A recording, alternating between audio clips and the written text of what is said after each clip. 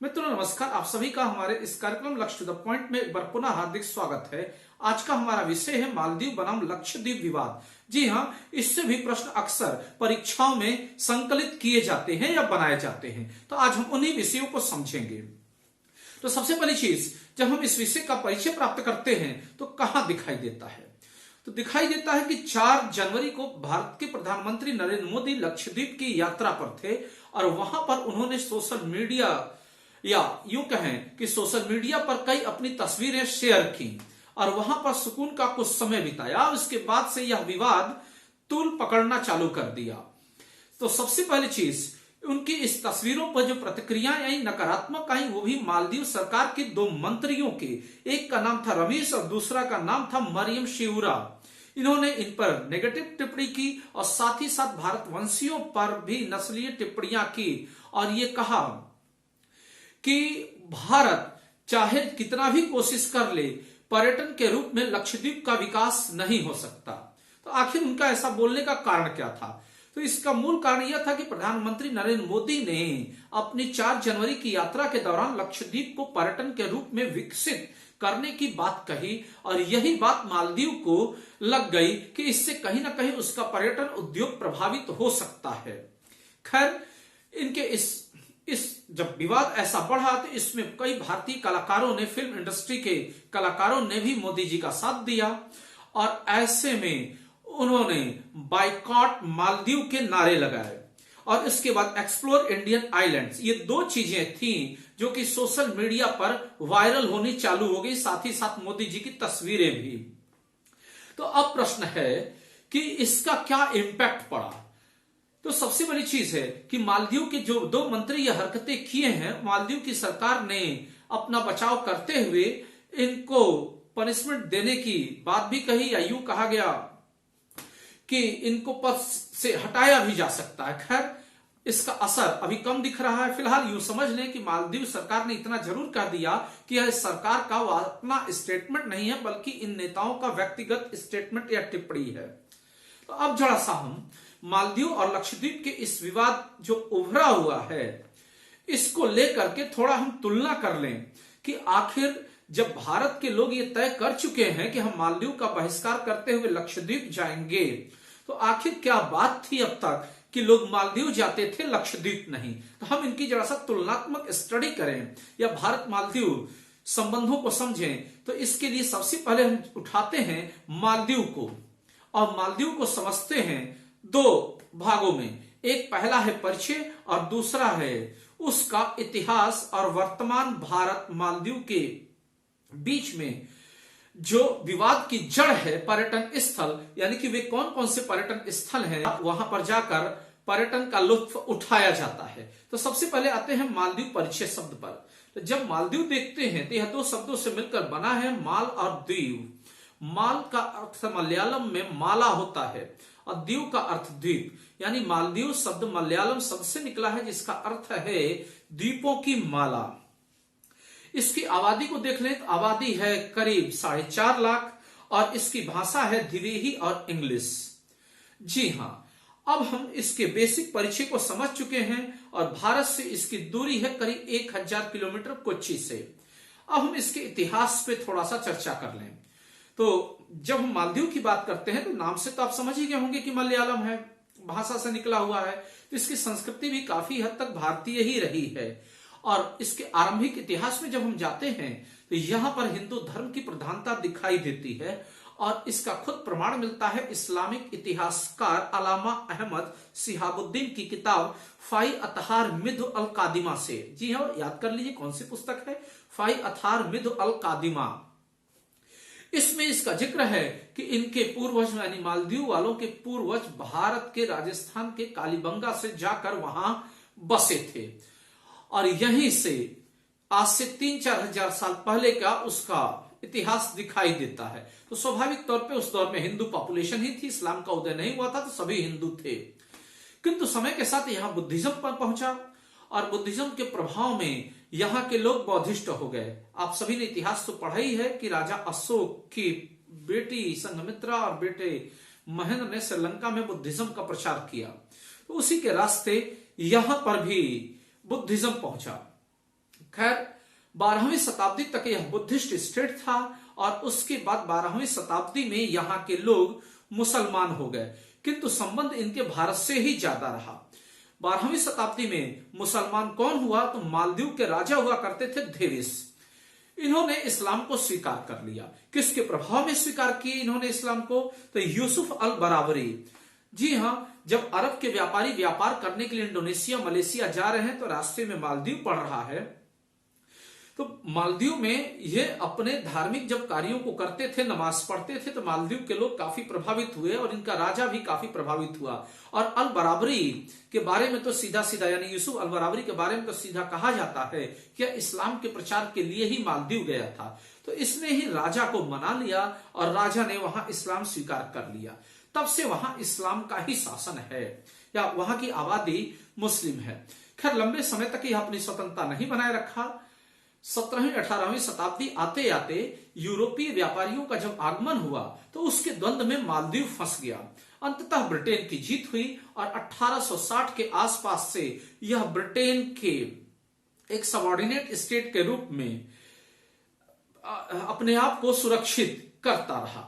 Britain का शासन यहां पर करीब 1965 तक रहा और 1965 में ब्रिटेन से इसको आजादी मिल गई।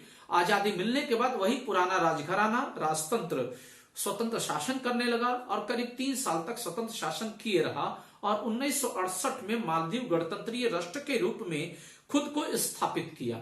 इसके बाद से यहां राजनीतिक अस्थिरता का दौर चला और उस राजनीतिक अस्थिरता के दौर को समाप्त करने का प्रयास हमारे प्रधानमंत्री 80 के दशक में राजीव गांधी ने किया। कई बार यहां तख्ता पलट को रोकने की कोशिश की, जो कि मैं आईआर में पढ़ाया हूं या आईआर के लेक्चर से पढ़ेंगे। यहां बोलने का बहुत औचित्य नहीं है, केवल एग्जामिनेशन फैक्ट्स करंट विवाद से ही आपको समझना है यहां पर। तो उसके बाद से भारत में कुछ सैन्य टुकड़ियों को भी तैनात कर दिया। कुल मिलाकर के अब भारत के संरक्षण में एक स्वतंत्र राष्ट्र के तौर पर वह जीवन यापन कर रहा है। इधर कुछ वर्षों से हमारी विदेश नीति की कमी कहिए या चीन की विदेश नीति का ज्यादा प्रभावशाली होना, वहां पर चीन का प्रभाव दिखाई देता है। तो यह रही मालदीव के इतिहास की स्थिति। अब उसके बाद जब भारत मालदीव संबंधों को देखते हैं, एक संक्षिप्त नजर डालते हैं, तो इसकी स्थिति क्या है? तो मालदीव कई द्वीपों की माला से घिरा हुआ है। करीब 300 से अधिक द्वीप हैं यहां पर और किसी भी द्वीप की जो ऊंचाई है समुद्र तल से 6 फीट से अधिक की नहीं है। फिलहाल सभी द्वीपों पर लोग नहीं रहते हैं, कुछ ही द्वीपों पर लोग रहते हैं और इसकी आय का जो एक बड़ा आधार है, इसकी कमाई का एक बड़ा आधार है, वह है पर्यटन। और इसकी टोटल आय में से 1/4 आधार यानी 1/4 हिस्सेदारी पर्यटन की है, बाकी कृषि और मछली पालन है। फिलहाल अगर हम भारत और मालदीव के व्यापार की स्थिति को देखें हाल के वर्षों में, तो कस्टम सर्विसेज, जो मालदीव की कस्टम सर्विसेज है, उसकी रिपोर्ट को माने तो 2022 में मालदीव ने 49.54 करोड़ रुपए का भारत को निर्यात किया था और 64.2 लाख का आयात किया था। वहीं सितंबर 2023 तक का जो आंकड़ा है, 2023 की हम बात करें तो उसने भारत को 41.02 करोड़ यानी 41.02 करोड़ रुपए का निर्यात किया, 41.02 करोड़ रुपीस का एक्सपोर्ट किया और आयात किया 61.9 लाख रुपए का। इस हिसाब से अगर हम देखें तो भारत और मालदीव के बीच में व्यापार काफी कम है। हालांकि छोटा द्वीप है, खुद हर चीज पैदा नहीं कर पाता है, तो पूरी की पूरी निर्भरता लगभग भारत पर ही है और उसके संपूर्ण खर्चे का लगभग 70% तक भारत ही उठाता है। यहां तक कि उसके डिफेंस सर्विसेज को प्रशिक्षण भी भारत ही देता है। खैर फिलहाल तो ये तो हो गई महत्वपूर्ण बात। अब चूंकि मैंने बताया कि दोनों में तुलना करना है मालदीव और लक्षद्वीप में, तो पर्यटन इसके टोटल आय का 1/4 हिस्सा बनाता है। तो ऐसे में कौन कौन से देश यहां पर बड़े आते हैं जिसके कारण इसके पर्यटन को मुनाफा होता है? तो सबसे पहला स्थान है भारत का, दूसरा है रूस का, तीसरा चीन, चौथा यूके, फिर 5वां जर्मनी का है। जी हां, ये 5 बड़े राष्ट्र हैं जो कि यहां पर पर्यटक इनके आते हैं और मौज मस्ती आनंद करते हैं। फिर इसके बाद यहाँ की घूमने वाली जगहें कौन सी महत्वपूर्ण है? तो जब घूमने वाली जगहों की बात करते हैं तो इसमें आता है सन आइलैंड, दूसरा है ग्लोइंग बीच, तीसरा है माले, चौथा है फिहाल होही और पांचवा है माफुसी। ध्यान रखेंगे इन पांचों आइलैंड्स को, नाम को अच्छी तरीके से याद कर लेंगे कि आपसे पूछा जा सकता है कि सन आइलैंड किस देश में है या निम्नलिखित में से कौन सा आइलैंड मालदीव में नहीं पड़ता है। तो ये तो स्थिति होगी मालदीव की, आप समझ गए होंगे। अब उसके बाद आते हैं लक्षद्वीप की स्थिति को समझते हैं। तो जब लक्षद्वीप और स्थिति को समझते हैं तो इसी में हम तुलना भी कर लेंगे मालदीव और लक्षद्वीप की। तो लक्षद्वीप, जैसा कि मालदीव मैंने बताया कि मलयालम शब्द से निकला शब्द है, वैसे ही लक्षद्वीप शब्द भी संस्कृत और मलयालम के मिश्रण से बना है, जिसका अर्थ होता है 1,00,000 द्वीप। और यह भारत के 8 केंद्र शासित प्रदेशों में एक है और करीब 36 द्वीपों का यह संग्रह है। अब जब 36 द्वीपों का संग्रह है तो इसके प्रशासक हैं कौन? तो प्रशासक है प्रफुल्ल पटेल।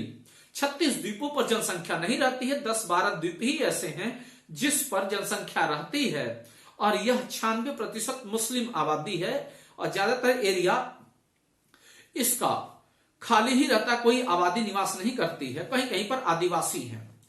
तो अब प्रश्न है कि क्या मालदीव और लक्षद्वीप में पर्यटन में जाना कहां आसान है? तो इसको समझे इससे पहले यह जान लें कि पर्यटन के जगह कौन कौन से हैं लक्षद्वीप के। तो लक्षद्वीप के 5 पॉपुलर पर्यटक स्थल हैं, एग्जामिनेशन पॉइंट ऑफ व्यू से इंपॉर्टेंट है।